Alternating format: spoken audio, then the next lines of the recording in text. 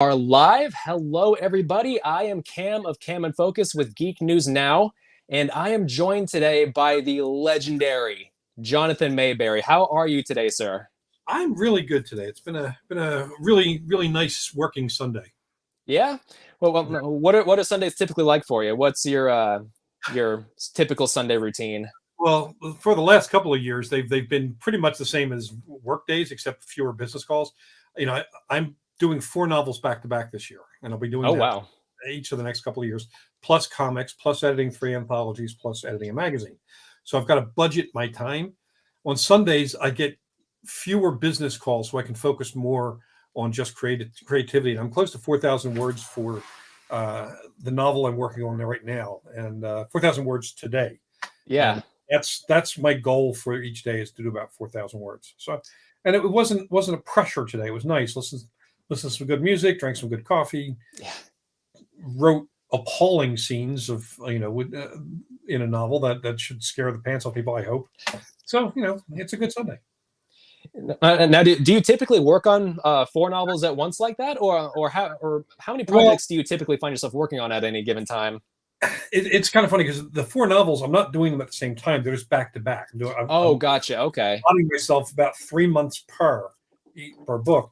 But interspersed with that, I've got comics to write. I've got short stories to do. Plus, as I mentioned, I'm editing 3 anthologies. Luckily, one of them or two of them I'm co-editing, so I've got somebody else to help with the heavy lifting, and I edit Weird Tales magazine, and so I have to budget my time carefully, and also be very efficient at my job because even though it's creativity, it's still a job, and I have to be. Yeah. Much as I would love to watch 80s rock videos all day long on YouTube, that doesn't get the books written. So normally, like with this book here, it's 100,000 word book. It's due, at the end of 3 months, at the end of March. Um, so I work on that. I may have to take a day off to write a short story here and there. I may take a couple of days off to write a comic book script, and parts of each day I'm doing business calls, and parts of each day I'm doing things like editing a short story for an anthology that I each day as the stories come in, I try to get them edited and move them along. So you have to have a lot of different projects. I think I have 26 active projects. I think that's what my agent and I figured out. Some of which don't need much of a touch, at all. Like you do a little bit once a week on them, and some you're doing every day. So not and mind you, not all writers do this. I mean, there are a few of us who are what are called high output writers. Kevin Anderson is a good example of that. Yeah. That guy will have written a novel by the time this conversation is over. He's that fast. My late friend Rachel Kane was probably faster than both of us put together.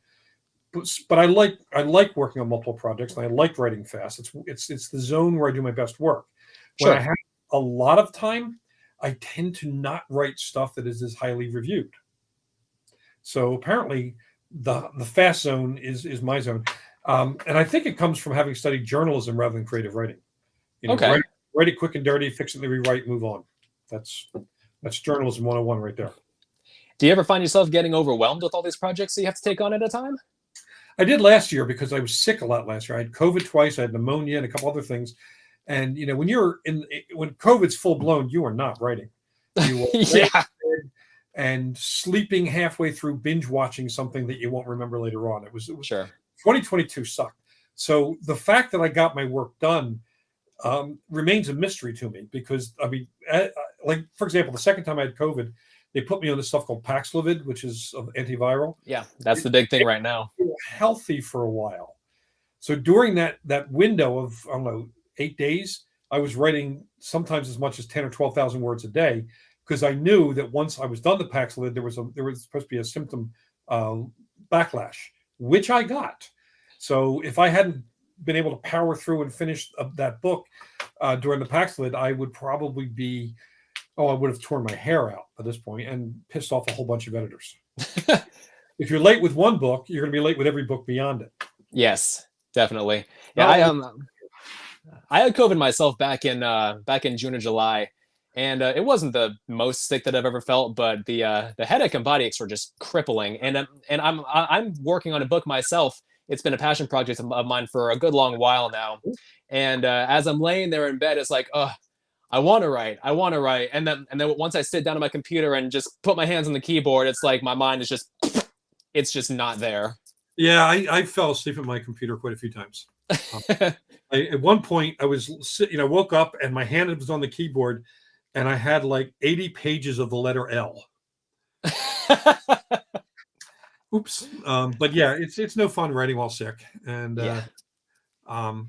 but it's also the job. If I was a plumber, I'd have to get pipes fixed no matter how I felt. Yeah.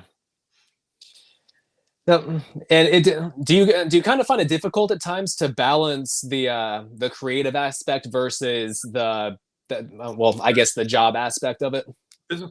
Well, it's a business, like anything else.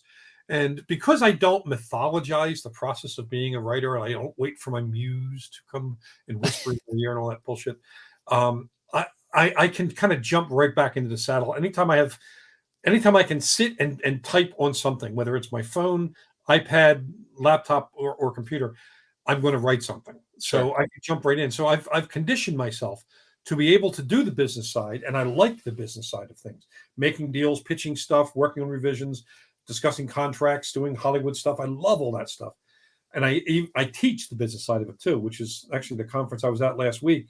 Superstars Writers Conference is one of two conferences I'm going to this year that's entirely business focused. So I do like that stuff, but because the business mind and the creative mind are often in different gears, I'll usually do more business stuff in the morning when I'm fresh, especially since I'm on the West Coast and publishing is all in New York on the East Coast. Sure. That allows me to kind of be in sync with them a little bit. And then once I finish my primary business stuff, go out, take a walk or have lunch or walk the dog or whatever, and then come back and I can be in the creative mode and stay in that lane as long as I have to. What gets challenging is when you get a bunch of business calls in the middle of your creative process that you have to take. You just level up and do it. It's either that or get out of the business. Right. And I love this business. Now, if you were to put some kind of estimated number on how many books and comics that you've written, about how many would you say? I mean, just off the top of your head, what's the first number that would come to mind? Well, actually, I calculated last week how many books I have published, meaning they're out into the public now. Yeah. Of different forms: novels, nonfiction books, which I've written a bunch, graphic novel collections of my comics, anthologies I've edited, and short story collections, 115. And I've got a whole bunch more. Like I've got 8 novels sold that I haven't written yet. So it's going to be a bunch more. Each year, it's getting to be between 6 and 10 books of various kinds out each year. Lately, when I first started, it was nowhere near that. My first novel took me 3.5 years to write. But you study your process. You learn from. There's an old saying that writers learn how to write by writing. Right. Exactly. That's half the truth. The other half is by paying attention to one's process, and you look for the things that the places and ways in which you waste your time, so you can fix those, and you look for the ways in which you that you're maximizing your time, and you build on that strength. And I've been doing the fiction gig since 2006. Yeah.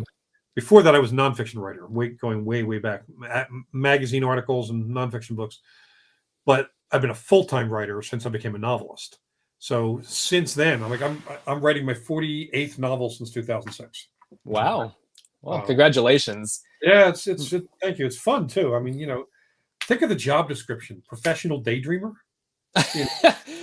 You're not wrong. I had I had a writer on here for an interview a while ago. His name's Alexander Farrick. He's written a whole bunch of books, and I asked him about what's the first step in your writing process, and he says daydream. Just daydream as much as you possibly can. And to any writer over a certain age, and I would say that our age is probably 30, I would recommend that when you daydream, write it down. Yeah. Don't trust the memory. I have I sometimes find whole file folders of scraps of notes. I just had an idea, wrote it down, threw it in there, and that's just gold. You never know what that's going to be. Actually, the book I'm writing now is largely based on ideas I had even before I was writing fiction. It was something I was thinking of maybe investigating for a nonfiction article, and it's like, no, I won't even make a novel out of that. Yeah, well, I mean, the notes app on my phone is like my best friend. Oh yeah, Um, because I'll be laying in bed and I'll be half asleep and ready to pass out after a long day, and then suddenly I get this spark of an idea. I'm like, oh God, I have to write that down or I'll forget it tomorrow. yeah. It's funny. I had a knee replacement surgery about 10, 12 years ago, and the day of the surgery, I'm laying there and I'm drugged out and whacked out, and I grabbed the notebook and I started writing, and there's like 5 pages, both sides. I just wish I could read what the hell it said. I just wrote and wrote. I don't know what language it's in or what, but I was enthusiastic apparently. But sadly that idea, so writing legibly helps, and with phones, that's really great because I can mumble something into a phone and it's there. Yeah. I'm thinking that that illegibility was where you got your Cthulhu language from. Actually, it's a funny thing about that. A lot of people ask me where the Cthulhu language trend came from. I can't take the credit for that. You know how there's apps, there's websites that translate English into Greek or English into Italian or whatever. Sure. One translating English into Relaya, the language of Cthulhu, and I actually have it bookmarked on my page, so because I've used it in a number of things. You put a phrase in there, it gives you the Cthulhu language, and my poor audiobook reader Ray Porter has to have it. What did you think the first time you heard Ray talking in that language? Well, it's funny because I every time I do a book, now that Ray and I have become really, really close friends, every time I do a book, I try to put something in there to trip him up because he does what are called cold reads. Yes. He doesn't reread the book. He sits down and starts recording the damn thing. I couldn't do that with my own stuff, So I throw stuff in there to try to mess with him, and it always backfires, by the way. So, first time I heard him do the Cthulhu language, he's doing it he really understands the science of making sounds, not just language, but of how to pronounce different things. So he was able to phonetically go through it, and it worked. And there are a few people who seem to be able to do that accurately, and he's one of them. Another time I tried to trip him up, I was doing a novel based on a role-playing game called Deadlands. Mm-hmm. And I did a book called Ghostwalkers, and in it I have a character who is a Lakota Sioux, but who was raised partly in England, so he has a British accent. And then I had him speaking Lakota Sioux, and I figured, well, I'm going to get a phone call from Ray. He's going to call me all sorts of things. Didn't hear a peep, and the book comes out. Turns out, I find out later, he was doing a play some years ago where he had to learn some phrases in Lakota Sioux. So he just went ahead and learned the whole language. And managed to put a little bit of an English accent on it too, because it's like, it makes you wonder how he does it. Like truly, it's a marvel. It really is, and it's fun working with him because I know there's nothing beyond his range. If there is something he doesn't know how to do, or a language, an accent he doesn't know how to pronounce, he will find out, do a web search, make some calls, and then go back to recording, and it's dead perfect. The guy is a wizard, and we have done about 40 books together so far. So what made you want to work with Ray Porter initially? At what point did you hear this guy's voice and think, that is my man? Well, the thing is, earlier in my career, I had zero say over any of this. In fact, first off, before I even got to Ray, I was driving to Dragon Con in Atlanta, and I learned suddenly that my book had become, one of my books, The Wolfman, novelization of Wolfman, had become not only a bestseller, but it was now the #1 audiobook in America. And I'm like, yeah, I don't have an audiobook. It was in a contract with Universal, and Fred Berman, we got the thing, we started listening, and Fred Berman did a great recording of it, but I was never consulted. When it came to Ray Porter, Patient Zero, which was my first Joe Ledger book, was my first Ray Porter book, and I had never heard of him before. All I heard, from my agent was, they have a guy who's going to be reading the first 3 Joe Ledger books, and they're going to send you a sample, and they sent me a sample. I'm like, oh my God, this is awesome.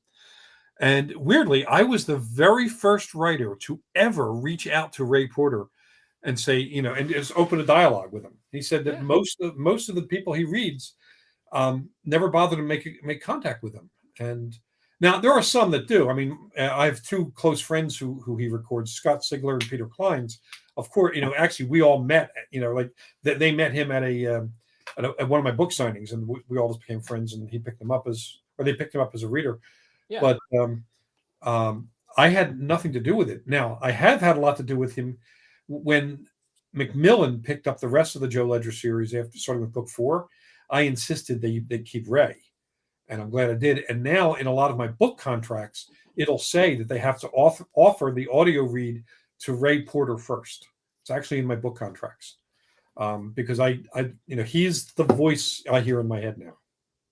Yeah, I definitely understand that, and I've honestly kind of reached that point myself. Like as I'm writing my own story, I'm imagining how it would sound with Ray Porter doing it, and somehow that's kind of actually helped the writing process because it's almost like I'm writing to suit his cadence. Oh, I definitely am now. I mean, because he's also given accents to characters like Mr. Church. He gives him a New England Kennedy accent. Yeah, which was one in my head. I mean, I based him originally on Alec Baldwin from the movie The Cooler when he was playing a bad guy, and then I hear him with his Kennedy accents. Like, well, that it's right, and the cadence is different.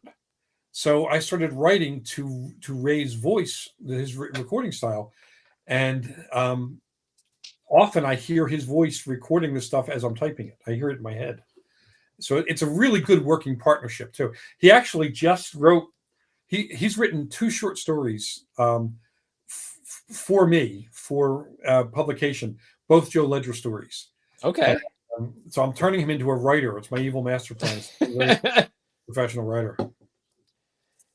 So, so as far as the writing process, what's your favorite part about about starting a new project? Is it is it the building of the characters? Is it the creation of the setting?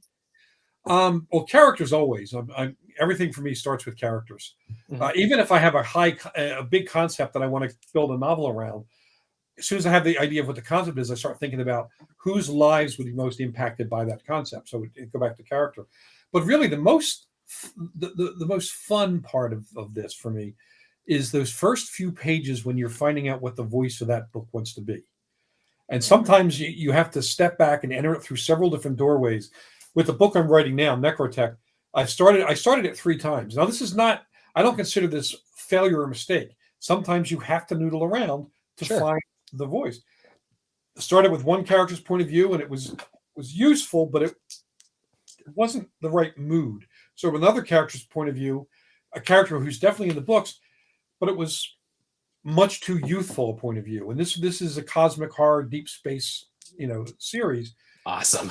And it's I needed a voice that had some gravitas to it. So what I thought was going to be a supporting character started from his point of view, and now I realize that is the voice of the book. So that's fun. This series, by the way, if you're a Lovecraftian fan, it's a little bit Event Horizon-ish, in its tone, which is one of my favorite films. Yeah. For reasons that are too complicated to explain right now, an entire space station, gigantic space station, kind of like the size of DS9, Star Trek, mm-hmm. is immediately transported to the far side of the Milky Way galaxy. So it's 55,000 light years away. We're never going to reach it by conventional ships, and they'll never be coming home. And what we find is that creatures like Cthulhu and so on came to Earth because they were afraid of something out there. And we just kind of rang the doorbell. So, it's a big oops, because now we're fighting the outer gods and limitless Shoggoth armies. With some twists in my story that we're not yet talking about, in public yet, because we're starting to, open conversations up with anime people about it. Wow. So, fingers crossed. Yeah, for sure. Now, I'm actually glad that you brought up the Cthulhu aspect of it. So, across your work, there has been, that some people label it the Maberry verse. Across your work, there's been a lot of recurring, not just characters but themes as well. One that I've noticed that's fairly prominent are the Nightbirds. What we see them in Ink. Love that book, by the way. Fantastic. I love that so much. We see them in Kagan the Damned. Are there any other recurring themes or motifs that are spread across your work that you're surprised that more people haven't caught on to? Um, well, a couple. But first, before I go into, let me just pause on the Nightbirds for a second. My grandmother, who was basically Luna Lovegood as an old lady, if you imagine that character from Harry Potter, believed in it, Yeah. that was my grandmother, and Okay. she loved crows, she loved starlings, she loved blackbirds, nightbirds, she called them, and I love that about her. So I started, calling them nightbirds too, and I've always seemed to have a good relationship with local crows. Like we had some in a palm tree outside my house when I was living in the house before where I live now, and they'd come and chatter at me, and I'd chatter back at them, and it felt like a relationship as opposed to merely a big hairy guy yelling at birds. Uh, and I've always loved those. So in almost every time they appear, except for the novel Glimpse, the Nightbirds are good guys. They are representative of the force of magic potential in the world. Sure. Where doesn't mean you can use that magic, but it exists, and so they're always there. And some people have caught that motif and have asked about it, which is nice. Um, the Lovecraftian elements are in a lot of stories, and that started with one of the Joe Ledger books, Kill Switch. And Okay. he encounters Cthulhu at one point in Kill Switch. Two little funny stories about that. One, I was my editor, Michael Humler at St. Martin's Griffin. Every year he would come out to Comic-Con, San Diego Comic-Con, and we'd walk around and we'd talk. He's a big pop culture nerd, and as I am, and we talk, and we'd always at that point he'd usually say, "So what's the next Ledger book about?" So one time, as a complete joke, it was not intentional at all, I said, "Joe Ledger versus Cthulhu." And laugh it off, and I'd laugh it off, and that would be the end of it. He goes, "That's awesome! You got to do that." Oh, shit. So I did a Joe Ledger book. He didn't fight Cthulhu. Cthulhu was an element in one, could be a dream sequence, could be an alternate reality sequence. Leave it up to the reader to figure out. But ever since then, that there are, it's kind of like if you ever seen the multiverse of madness, they describe how you have a timeline and then something causes a spur, another one. So there are a lot of things that are spurred off of the Joe Ledger timeline. That's my central timeline, and I gotcha. one of which is Cthulhu. And the other part of that story is my introduction to Cthulhu came when I was, I think I was 13. I had, through my middle school librarian, I had gotten to meet and become friends with and eventually mentored by Sprague de Camp, who is one of the writers of Conan. In fact, the book that's right above my head there, Conan the Wanderer, is the very first book I ever bought with my own money. Yeah. Written by Robbie Howard, Sprague de Camp, and Lynn Carter. And he had this huge house party. A bunch of his writer buddies were over. I think it was the launch of one of his new books, and people came in from out of town for it. Big house in Villanova. And as we're talking, I was trying to get something, and a little thing fell off, little statue fell off a shelf and bonked me in the head. And luckily it was a carpet there. I picked it up, was undamaged. And one of the people there was Harlan Ellison. Was a great science fiction writer. If you ever saw Star Trek, he wrote City on the Edge of Forever, which became a big dispute thing because they changed it. So anyway, great guy. So he started joking that Cthulhu had mugged me, had attacked me. And I had no idea who that was. So they explained who it was. And Sprague de Camp pulled out a whole bunch of original issues of Weird Tales, and said, these have Cthulhu stories. Read them. Make sure you don't damage the spine. Give these magazines back to me. And I devoured them all. That began a lifelong love of Cthulhu. And I even have, a Cthulhu finger puppet. Hey, there you go. I have a stuffed Cthulhu Christmas thing. I got a lot of Cthulhu around. And it was fun because I love putting those motifs in there. Sometimes they're very subtle. Sometimes they're overt. In Kagan, the Kagan series, my first epic fantasy novels, Cthulhu's not the bad guy. And I found that to be a lot of fun to do, because people start guessing that's where it's going, but it's not going where they think it's going. The end of the destination is different. And in this new series, Cthulhu is mentioned, but he's not present. But things like H.P. Lovecraft stories and all are part of the pop culture world. They know about Cthulhu from stories, not realizing it's people channeling information from the dreamscape created by the elder gods. That's another motif that shows up in books. But also even in my science fiction stuff, there's usually a thin veil between science fiction and fantasy. Sure. And people have wondered about that because I'm a very pragmatic guy. I'm a science junkie. So even my hard science fiction, not every book, but most of my stuff, there's just that little foot over into supernatural. It's made people wonder, because of that presence in a lot of stories, if I, am a big believer in supernatural stuff. I'm not, but I also don't disbelieve. I don't know is my answer. Right. And I'm willing to find out. I would love to meet a ghost. I don't personally don't believe in good and evil concepts in terms of the spiritual world. I think those are human constructs. Yeah. But I do believe in positive and negative energy that can manifest. And it's a big, weird world out there. So. Yeah, it certainly is. And it's interesting. You had mentioned, basically the multiverse and different timelines of these stories. But one of the moments, because I love your Kagan the Damned series. I recently finished Son of the Poison Rose on Audible. Yes, exactly. It's so very, good. very big book. Yes. During my first listen of Kagan the Damned, one of the moments that really stuck out to me was during one of Kagan's dreams with Herapath, and that they see the guy in the ice who's, I mean, you basically said this guy was holding a gun without saying he's holding a gun, and Right. and I'm thinking, okay, then there's got to be some connection to like Joe Ledger or something here.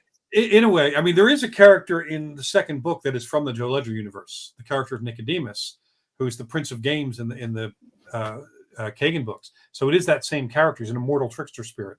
But the figures in the ice, the Kagan books they take place 50,000 years from now.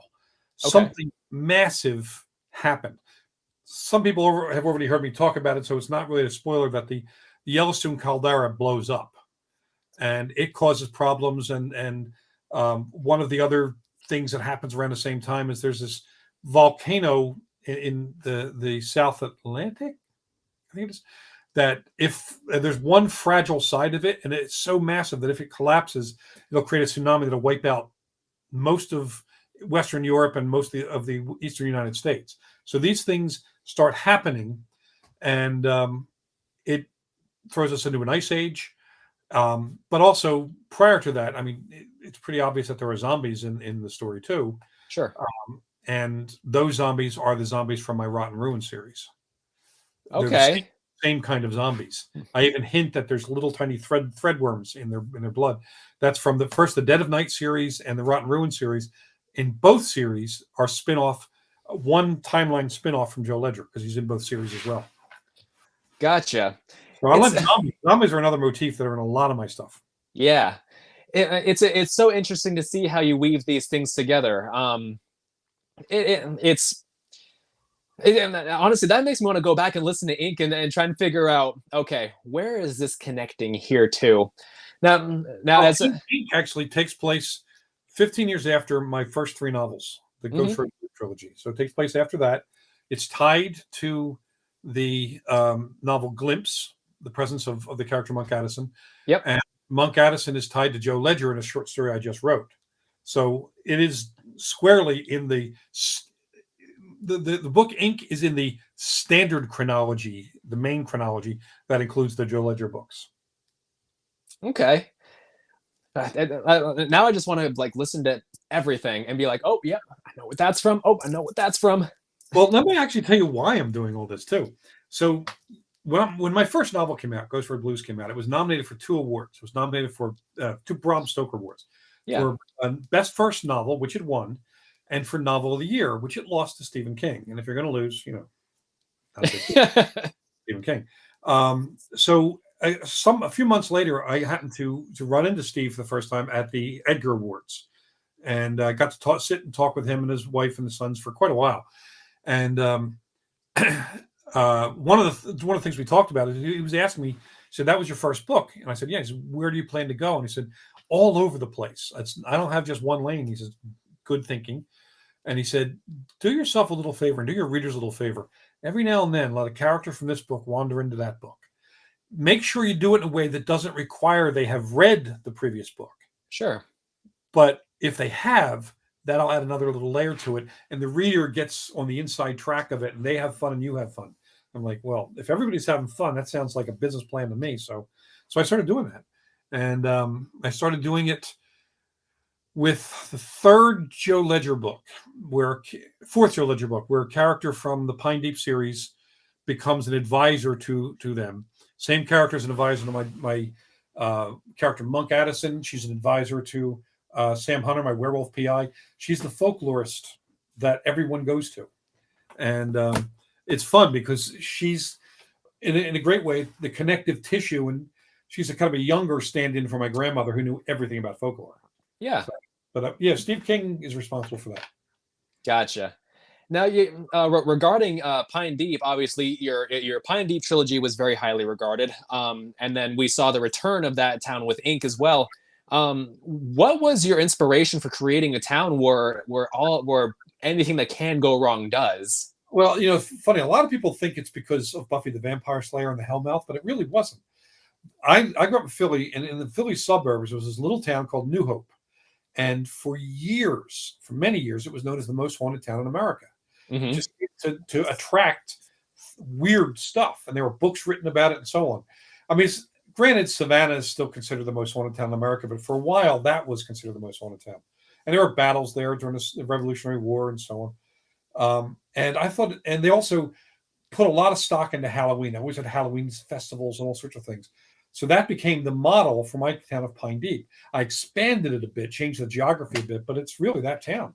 And when I was a kid growing up in Philly, we were inner city poor kids who, if we had a car and enough gas, we'd go out there and back then, this is talking about the mid 70s, it was all farm country, corn, pumpkin, garlic, all these different crops that are, pretty famously Pennsylvania crops. But when you think of pumpkins, you think of jack-o'-lanterns. When you think of corn, you think of weird stuff happening in cornfields, and of course garlic. Why are they growing all that garlic? So that kind of began the idea that became this, almost a vampire apocalypse series, the Ghost Road Blues or Pine Deep trilogy. But it's that town, and unfortunately now the town, all those farms are gone. It's all suburban infill. But I remember the way it used to be. We go out there with our buddies or a couple of girls. And I'm not saying we drank during high school. I'm not saying that.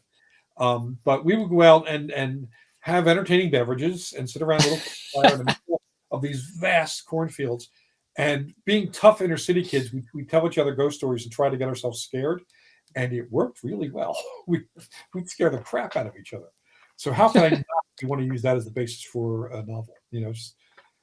It's the town that made me love horror more than anything.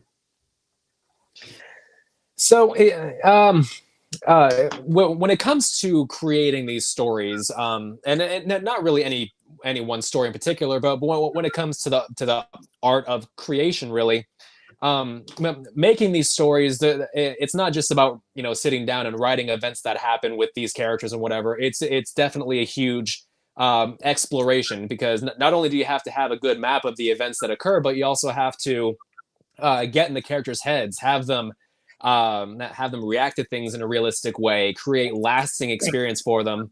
How do you go about approaching that? Well, I build my characters largely either in whole or part on people I know. So if I want to create a character and I need that character to have a certain emotional range, certain intellectual range, personality tics, I start looking around at the people I've known, I know now or have known over the years, and I draw on that. So, like, for example, there was a character in the Pine Deep series, big, burly, muscular guy who happens to be the town mayor, but he looks like, your typical lumberjack type. And he's based on a buddy of mine who was absolutely unable to curse. And it always cracked us up. No matter what would happen, he would like, dang it. That is expletive. And we kept trying to put him in embarrassing situations so that he would curse, never did. I thought that was a neat trait, so I borrowed that. And there was another person with a different trait, and I borrowed that. So I try to assemble my characters based on different personality types. Rarely is one character directly someone else. It's usually 2 or 3 different personality types. Sure. And then after you've written enough stories, comics, novels, short stories, whatever, you can then start, you kind of have a catalog in your head of personality subtypes, vocal tics, body language things, the way in which people choose to dress. Like I look sometimes like a cartoon character, I'm always in a bright Hawaiian shirt. I mean, this is actually one of my more tame Hawaiian shirts. Some that will cause cornea damage by looking at them, and that's kind of who I am. So I've actually used myself as a character. I did a comic book called Road to the Dead, Highway to Hell. That was a prequel to the last zombie script George Romero was working on, and unfortunately he had passed. He and I had worked on some stuff together, and the estate hired me to do a comic that was a prequel to this script. And there was a character in there that I wanted to be kind of like somewhere between me and a Stephen King who never quite hit it big, somewhere in that zone. Big burly guy. I'm 6'4", built like a bear, and Hawaiian shirts. But he was also able to go out there and kick some zombie ass. So that character is actually, I even have the original art from the cover where that character is there standing next to his car, an 1967 Pontiac Le Mans convertible, which used to be my car. So I actually became a comic book character. So I draw on people, and that also allows me insight, because if in any given novel, a character has different emotional experiences. Yeah. So it's not one note. So the more I know about a person, the more I know, or the deeper I know that person, the more I can recall their reactions in different emotional situations: stress, joy, party, work, whatever. I can then create that three-dimensional version of the character. And this is something that unfortunately a lot of writers don't do, but those who do it, you can tell. And I didn't invent the process. It's something that I picked up from various writers I know. And if you find a good skill set, a good skill, something that you can use, you grab it and you use it, you make it your own. Now, something I really enjoy whenever I'm, experiencing your work, is you have a way of making conversations feel exceedingly natural. You have a way of having these characters convey information to the reader without having it come off as overly expository, and that's something a lot of writers, especially new writers, kind of struggle with. How do you go about creating conversations that feel natural to these characters without having it come off as overly exposition? Well, I hate info dumps. I really hate them. You have to do them, especially when you're doing a thriller with a lot of weird science. Yeah. And I also, just as I draw on people's, body types and personality types, I also am an active listener. People often think writers are wallflowers at parties and stuff. A lot of us are actually paying attention. There's listening to conversations, listening even to the way in which two people. I'll give you an example. I was at a party years ago where there's a bunch of people. We were parents of the kids who were all friends, but one of the guys was a friend of mine going way back to high school. So he would, I'd kind of drift around as he was joining different conversational groups. He was one version of his personality when he was talking to his buddies from high school. He was gruff around, fucking hey, talking sports, and very cliche guy. And then when he would talk to some of the teachers or parents who had a little more education, his diction changed, his whole body language changed. In fact, a little more deferential, but also more erudite in the way he spoke. When he was talking to a group where he knew nothing, you could see him just leaning in and asking little probing questions that if you didn't pay attention to him, you wouldn't realize that he didn't know anything on the subject, but wanted to know. So though, if you pay attention, being a student of human nature, listening to people talk. Airports are great with this, by the way. I can sit in an airport and just listen to people talk and hear how they speak. The fact that a lot of people, when they're excited on a subject, tend to interrupt themselves because they want to tell you 10 different things. Well, that's an interesting thing to put in a conversation because that's real.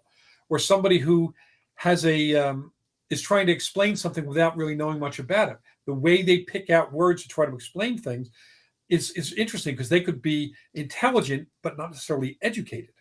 And that is a different conversational dynamic. So a lot of it is studying people, also studying the form, reading good books with great characters. Some of the best writers for characters: Elmore Leonard, James Lee Burke, Ed McBain, his old 87th Precinct novels. I mean, the dialogue was believable, was real. And, watching movies, the better movies or TV shows where the writer really understands that dialogue tells the story, not exposition, and Yeah. listening to how that's done. Um, and I mean, I learned a lot about writing comics from binge watching TV shows, because I watched something that was based on a book, and the book was this big, and yet you might have a scene that goes on 2 or 3 pages of a conversation. They'll be able to distill it down to a couple sentences in the script, and that helps me with brevity without wasting time. But sometimes you like to have the conversation just roll out a little bit, because you learn about the characters and the way they speak and the way they react to other people. So there's a lot of different tools that a writer can use. And it's up to us as writers to constantly improve our understanding of how these tools are used, because otherwise we're taking advantage of the reader. We don't Yeah. want the reader to lay down money and invest time in a book that is not our best work. We want to honor their investment in it with our investment in the learning process that helps us create a more readable and satisfying work. So now, on the topic of comic books, obviously you've worked on a lot. Do you face any challenges when it comes to writing a story around a character that's not yours? No, in fact, my first bestseller was about a character that wasn't mine, which was the Wolfman novel from Universal. That's called media tie-in writing, when you are writing in somebody else's world. I'm actually the president of the International Association of Media Tie-in Writers now. I love writing in other people's worlds, and I even have people write in my worlds. I mean, we're working on the second anthology of Joe Ledger stories, where other people are writing Joe Ledger stories. So I love that. V Wars was a shared world thing, my Netflix show. So I love doing that. But you have to honor it, by doing your homework, reading a bunch of it. Like the first time I wrote a Punisher story, which was my second comic for Marvel, I hadn't read Punisher for about 18 years. So I went out and bought a bunch of graphic novels and just got up to speed for where the Punisher had come through different writers who would happen to write the book. And then you have to look for, well, how can I honor that, keep the character true to its roots, while also introducing new elements that make the story uniquely my own. And that's the real challenge. Not so much playing with other people's toys, but doing it in a way that doesn't change the nature of the characters. Sure. Sometimes like with a character like the Punisher, who doesn't have a lot of emotional range, you do it often with supporting characters. You bring them in and let them, comment on or react to the situation, rather than the Punisher, who was very, deadpan. That's actually one of the reasons I like the Punisher series they did on Netflix, because they spent more time with the Punisher in situations other than him pulling a trigger. And you got to see the emotional range. Luckily, they had a great actor like John Bernthal playing. Yes, definitely. He's a underappreciated actor for being. First off, he's nothing like any of the characters he plays. Good family guy, funny, down to earth, warm, and yet he plays characters like Shane in Walking Dead and the Punisher, where he gets inside that character. It's not method acting; it's just really smart thinking his way through it. So the character becomes him. And I know he worked with the script writers too, to make sure that the dialogue that came out of his mouth is something he would say, that him in the embodiment Punisher would say. So there's a lot of him in that version of it too, which is great. And I found out a lot about some of this too, because the stunt team for the Punisher are friends of mine. Okay. The guy who was a stunt double for the Punisher, in fact, is one of my good friends, Spencer Mulligan, and he was also the stunt double for Winter Soldier. Okay. So it's kind of fun to see. They give me a little inside track in a lot of this stuff, which is great. Yeah, well, Winter Soldier is actually my favorite Marvel film. I mean, obviously you have Logan, which was great, and other works, but for some reason, the Winter Soldier, well, that and Civil War, I always keep on coming back to this because I just love that character so much. Yeah, and if they kept doing Captain America movies like that forever, I'd be really happy, because they're real espionage movies just with superheroes. Yes. And with Civil War, the fight at the Berlin airport, oh my God, best superhero fight I've ever seen on any screen. Well, the Winter Soldier was introduced in the comics, I think, back in 2005, and I've been a fanboy ever since. And well, after those movies came out, it actually inspired me to get the Winter Soldier's arm tattooed on me. That is awesome. Send me a photo of that. I'll show it to my buddy Spencer. He'll get a kick out of it. Yeah, for sure, I will. He's choreographed that knife fight scene too. Yes. That's all Spencer Mulligan. Great guy too. Now, how often do you derive inspiration for your own work from your own original work from other forms of media like films or TV shows? I know I'm influenced by them. I'm probably my biggest influence, the two biggest influences, Richard Matheson's I Am Legend. I knew Richard when I was a kid. He gave me a copy of that book for Christmas when I was 13. And it's the most influential thriller probably out there because it's the model for all the plague-driven apocalyptic stories. Right. It was the inspiration, a great way for Night of the Living Dead because the vampires in the book acted like the zombies that George Romero used. In fact, George Romero tried to get the rights to that and couldn't. So he changed it to a ghoul movie instead of a vampire movie, so he was an influence on me. And also he was the first writer to do in that zone of science fiction horror, the first one to actually give you the science. And Jekyll and Hyde and Frankenstein never actually gave you the science. They alluded to it. Right. Had him going through the science, trying to figure out what's going on. And without that, my whole career wouldn't be what it is because I write stories where the science is explained. So that he was a big influence. Second biggest influence was George Romero, who wrote and directed Night of the Living Dead. I mean, he and I became really good friends. We did a book together, and it's around here somewhere, called Nights of the Living Dead, an anthology of stories set around the Night of the Living Dead.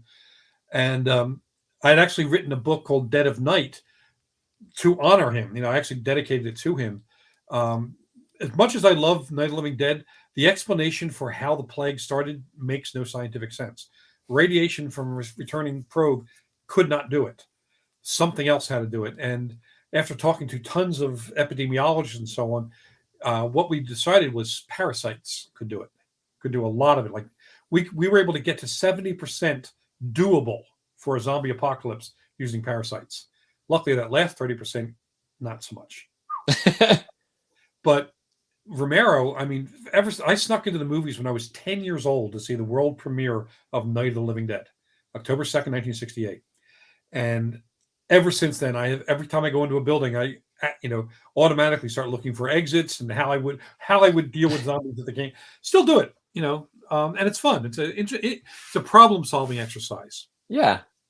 And so both of those guys, Night of the Living Dead and Dawn of the Dead, less so the later films. Those two films were a massive influence on the way I tell my stories because they're both ensemble cast stories, and I love writing about ensemble casts.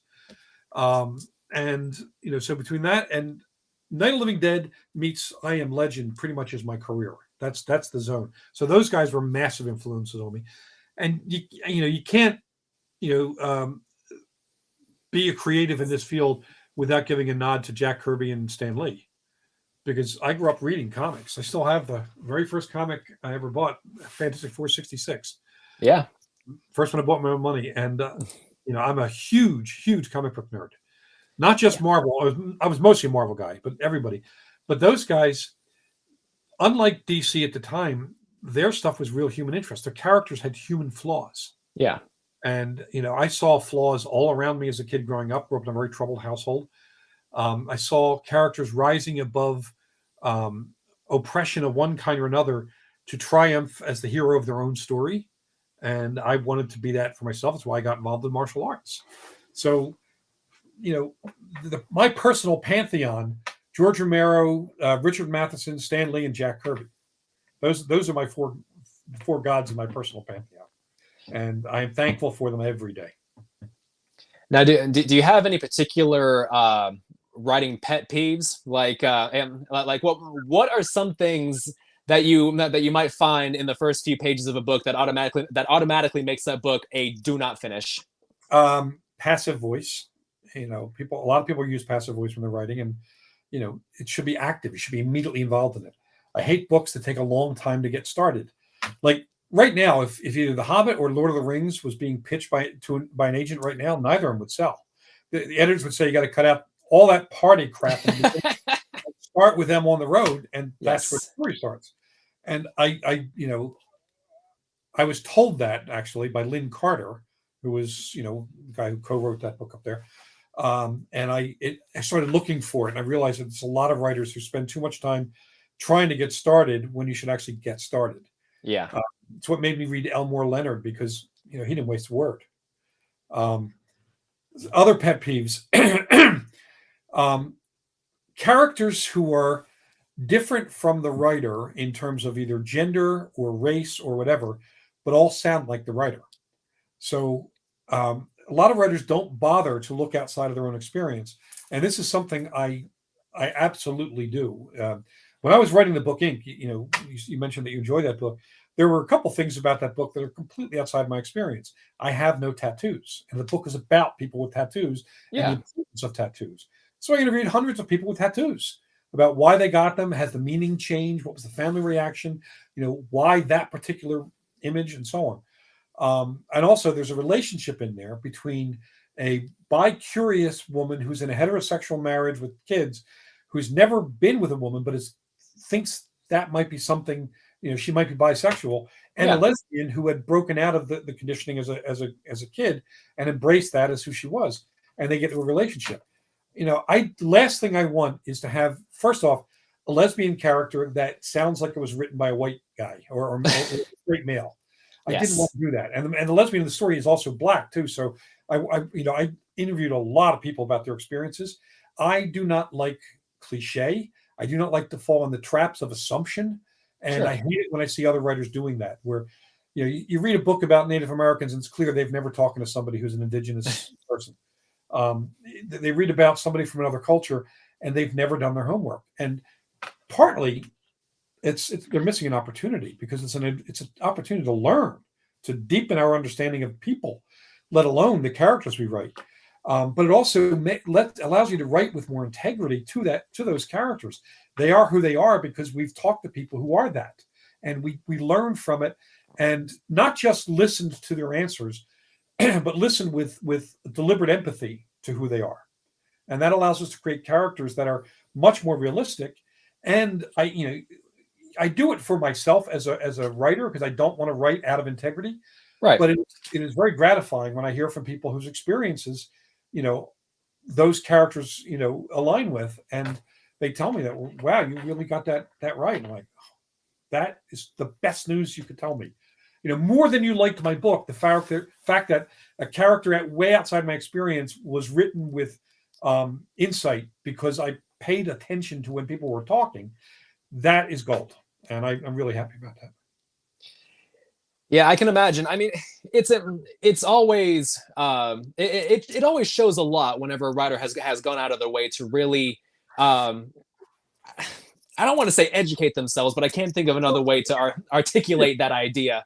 You are educating Um, yourself for sure. yeah. It's something. It's honestly it's something that I wish that I could do more myself. That the book that I'm writing is about is about a man who can't die but wishes to, and can't say that I've met many of those people before. So No, so but there are things in the real world that can attach you to that. yeah. Like for example, a parent who's outlived his or her children. That's a kind of immortality that's terrible to bear. Your kids should have outlived you, but the math is wrong. That's one example of that's a kind of immortality. I've explored immortality, by the way, in stories. I did a graphic novel called Bad Blood about a kid with leukemia who was attacked by vampires, and the chemo drugs in his system make the vampires sick. So his only superpower is he's dying of leukemia and filled with chemo drugs. Now, that all came from the fact that when I was a kid, when I was 15, my best friend died of leukemia, and I saw, he knew he was dying. He knew there was no exit to him. His leukemia was going to kill him. It's 1975, 74. So he knew leukemia was going to kill him. So his view of immortality or living a long life is completely different from mine. And Yeah. I would probably never have had insight into it had I not had I not grown up with the guy and talked to him about it. We'd sit on the corner and we'd talk about life and death. And was talking to somebody who was going to be dead by the end of that year. It's some people are afraid to have those conversations because they're painful. Real writers want to have those conversations partly because they are painful. They're risky. They're dangerous, and that's what we want to write. But also, I think it makes us more productive parts of a society because we get the experiences of other people. They don't have to mirror our own for us to understand and to have empathy. I consider empathy a superpower. Yes, definitely. It's something that the world could use a lot more of. A whole lot more of. So, what do you typically do when you encounter writer's block? There is no such thing as writer's block. I get asked this a lot. Writer's block is a propagandized label, an umbrella label, in fact, that covers a whole bunch of different types of challenges. And different writers, when you talk to them and have them explain what the block feels like, you can actually tell that it's this particular problem or that particular problem. Like sometimes a lot of my friends who are pantsers, those who don't plot first, is right by the seat of their pants, they get writer's block because they have an idea, but an idea is not a plot. And they get to the end of the obvious elements of the idea. They don't know where to go because they haven't stopped to think out the mathematical equation of cause and effect. That is the entire novel. Some are even afraid of knowing where the book is going to go because they don't want to spoil it for themselves. Well, here's a clue. We're not the reader. We're the writer. We have to know everything about the book. So you can solve that particular type of writer's block by plotting things out. You can solve another particular writer's block of the ennui that shows up sometimes in the long process of writing a novel by not writing sequentially. Like if I'm bored one day or just don't have the patience to write a technical chapter, I'll go write a fight scene, a sex scene, a comedy scene, somewhere else in the book, plug it into my manuscript. And then when I feel better, I'll go back and write the other stuff. Sometimes there's a skill the writer doesn't have. Maybe they don't really know how to manipulate voice.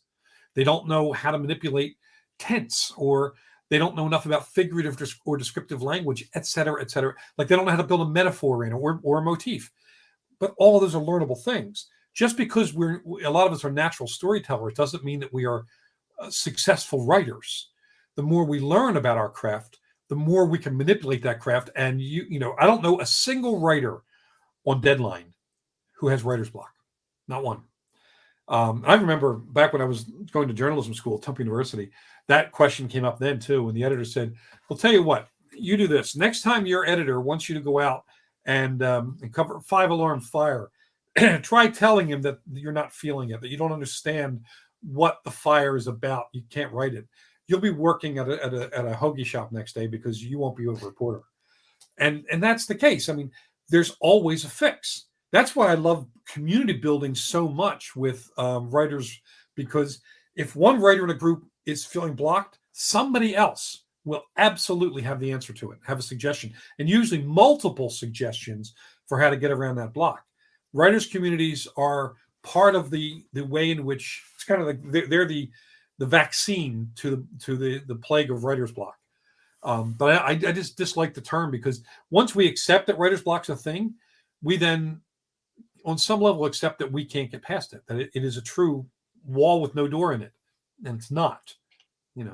So long-winded answer about that. No, that's okay. And honestly, it's interesting that you had said, when you encounter, challenges like that, you write non-sequentially. I do the same thing. So that this is going back, I think 2.5 years back when I first started working on this book that I'm writing. Been a passion project, and I'm trying to get it as like solid as possible before I send it off for editing. So I wrote I wrote out a first chapter, basically introducing this character, and this was my first real foray into like serious writing. Sure. Back in grade school, I would have teachers say, "Oh, well, you're so great at writing this and this," but it's just kid stuff. But I wrote out this whole chapter, and the CEO of Geek News Now, David, I sent it off to him because he has a few published books as well. And he basically came back and said, "Okay, there's going to be a lot of red ink on this." it was and the bottom line was it was a chapter where like almost nothing happens. I was like, oh shit. And yet you learn from that, from those edits. Yes, That, exactly. that's another part of this process. Like a lot of people who self-publish, and I have a lot of friends who self-publish, they don't want any other eyes on it but their own, and that's kind of a mistake. The better self-published writers are the ones who actually either hire an editor or barter with them. They get objective eyes on it, and they and they listen to the edits. You don't have to take every edit, but you should at least listen to them because it makes you wonder, makes you reconsider how you use the tools to craft that scene or that character or whatever. I love getting editors' notes back, when I turn a book in, even if they are sometimes frustrating. It's still going to make a better book because I wrote the best submission draft I could. Now we got to get the best publishable draft. That's a whole different process, and often it benefits from multiple people involved in it, and from not being thin-skinned about edits. I mean, I've had some editors who have gone after some of my stuff with a hatchet. It's like, okay, but at the end of it, that book's a better book because I was able to take those edits, not get upset about them. Though, granted, the first time you see how many edits there are, you're allowed to curse as much as you want, just not at the editor, and then you go in and do your work. So yeah, it's a process. There is a trick to speeding a lot of that up, though. Something I borrowed from a couple different writers is I will write, I'll outline my book. I'll start writing, get a couple chapters on my belt, then I'll jump forward and write the end. That way I know exactly where the story is going and I can aim at it with fewer temptations to draw me off and split my focus. What I found is I went up writing books that I have to edit less strenuously by taking out scenes or whatever that I want to write, but really don't serve the plot, because now I know where it's going to go. And I do the same with short stories too, and with comic books. And I like, plot, start, jump, and then fall back and finish it, and it just works really well. That's kind of how it went with me. Well, with this that I'm writing, I had this character in mind, and I wanted to make him, take this fantastical idea of immortality, but make it as human as possible. I mean, he's someone who's lived so long he doesn't remember who he was before. Well, that's great. And I had the ending of this story already in mind, and I plan on making it a 2-part series. I was going to make it a trilogy, but I feel like I don't have enough story to draw out across 3 books. But and it's been a challenge to get to that point, but it's also been very illuminating because it's kind of highlighted the idea of I might be the one writing it, but the others are the ones experiencing it. So it's a completely different perspective that I have to learn to write for. True, but also just the way you describe that's a take on immortality that I'm not sure I've ever seen before. Living so long that memories become impermanent. That's a really great take. What character conflict? To eventually forget the people you loved long ago. It's an idea that I've been trying to explore a lot. And I've gone through a lot of different rewrites of this character. I kind of started off, the stereotypical, like, brooding, quiet character or whatever. But where I've ended up now is he's not particularly eloquent. He's not, someone who's super, what's the word? Refined. He's just a guy, and he has his best friend is an elderly ex-soldier who he's just basically waiting to die, and he's dreading that fact. But it's the ending of the first book isn't going to be a happy ending for this character, like, by any means. And essentially it's going to be an exploration of the steps that he has to take and the sacrifices he has to make, the decisions he has to make in order to reach his ultimate goal, which is to die. It's a really good idea. I like the idea a lot. It's the kind of book I would be drawn to, for sure, because there's so much in it that is contrary to cliche with immortality. People think that, if the character is immortal, they immediately become the smartest guy in the room. Immortality does not, would not increase your intelligence. It would increase your experience. Yeah.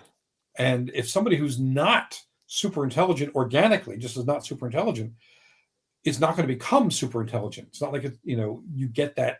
So however became immortal, that becomes an interesting thing to play with. So you have something there. I think you really got something there. I hope you do finish this and get it out there. Yeah. Well, as a You're ready to be shopped. Let me know. I may be able to give you a couple tips on agents. well, yes, absolutely. I appreciate that. I'll get in touch with you after this, and we'll chat about that for sure. Sure. All right. So we are just past an hour here. So I'm going to go ahead and wrap this up. John, thank you so much for coming out and talking to me. It's been such a huge honor. Yeah, and first off, you ask great questions too, which are not you ask atypical questions, and that is a really good thing with an interview, because it allows it to then become an organic conversation rather than just answering questions. That's much more fun. So props to you for that. Thanks for having me on too. Absolutely. So, but before I end this stream, what can your fans expect from you in the year 2023? A bunch of books. This just came out. I'll be writing the third one, which the Dragon in Winter, which will be out next January, February, depending on when I write the damn thing. But this year, I've got the 13th Joe Ledger book coming out, Cave 13, which I had so much fun writing. I have a collection of short stories set in Pine Deep that some were collected from pretty obscure places and some are brand new, including a poem I write, which I don't write very many poems, but I actually like this one. That comes out in the fall. The first book in a new series I'm co-writing called The Sleeper's War, co-writing it with my buddy Weston Oakes, human-alien interstellar war, and dealing with dreams and the way hypersleep and dreaming should never happen at the same time, because it makes you go a little crazy. Having fun with that. What else is coming out this year? I've got later this year, I'll have a new anthology called Joe Ledger Unbreakable, with stories by Heather Graham, Wayne Brady. That Wayne Brady. Really? Yeah, he's a big Joe Ledger fan. Scott Sigler, Peter Kleins, a whole bunch of folks doing great Joe Ledger stories, and it's fun reading stories about my characters other people wrote. And then two other anthologies coming out this year. One is called blank. Oh my God, I'm blanking on the title. It's a media tie-in anthology where it's all mashup stories. Two different characters from either history or older fiction. Like you might have Captain Nemo and Dracula, in the same story. And that's fun. I'm co-editing that with Keith DeCandido. And the other one is called The Good, the Bad, and the Uncanny. It's all Weird West short stories. We're having a lot of fun with that. In fact, Josh Mallerman, Bird Box guy, just wrote a story for me for that. He's a good buddy. So that's fun. And then this is the 100th anniversary of Weird Tales. So we'll be putting out a mega issue of Weird Tales, half reprints of classic stuff, half brand new stuff, with the widest range of writers you've ever heard. To give you an example, if you know who Laurel K. Hamilton is, she writes the Anita Blake Vampire series. Yeah. Vampire series. And they're very adult, a lot of erotica and sometimes even borderline, porn in there. So we've got a story from her. And on the other end of the spectrum, we've got a story from R.L. Stine, who writes Goosebumps in the same issue, showing how wide and diverse the horror world is. And then writers of all kinds, all different ethnicities and personal experiences, to kind of showcase that horror affects everyone. And Weird Tales is the venue to tell those tales. All that's coming out this year. And we're also working on the Rotten Ruin movie, which we are at the script level now. And nice. That is so cool. I read the script right before New Year's. It was awesome. And so we're moving that a little forward, a couple other TV things. It's a crazy busy year. It's nuts. Plus, I'll be at a lot of events. Pensacon next weekend, then Tucson Festival Books like a week or so later, and then Saga in Winston-Salem, North Carolina, in mid-March, early March, which is another writers' conference for the business side of writers, run by John Hartness. So busy. I'll be busy boy all year. It certainly sounds like it. All right. And by the way, when I had Ray Porter on here a couple weeks ago, he said, I don't know if you had caught it, but he said if they ever make ink into a movie, Ray Porter wants to be Owen Minor. Yeah, that's and I really it's funny because for a while there, Vin Diesel was reading ink, for possibly playing Monk Addison, but he passed on the project. It wasn't quite what he was looking for, but I hope that book gets made. And yes, I want Ray Porter to play Owen Minor because even though he's the nicest guy you're ever going to want to meet, he can go creepy that fast. Yes, that kind of an actor, and holy crap! So, and by the way, just real quick for those who want to find me online, as long as you spell my last name right, M-A-B, not M-A-Y-B, find me, Jonathan Maberry, anywhere, all social media platforms, and my website. Yes. I've had the same struggle. My last name is Fischer, but it's Fischer. I always have to specify the German spelling. Yes. Yeah, we're the Scottish spelling, not the English spelling. The English have to put the Y in the middle. Right. All right. Well, everybody who came out, participated in the chat, and watched the interview, thank you guys so much. Come find us on Geek News Now. Our page is, I think, up to 24,000 likes, which is just cool, outstanding. YouTube channel, which this is being streamed through, is just over 1,700 subs, so that's great. Give us a like, give us a follow. Got to run through my usual spiel: like and subscribe. And then thank you everybody for joining us. I've been Cam of Cam and Focus, joined by the great Jonathan Maberry, and I hope you all have a wonderful night. Take care, guys.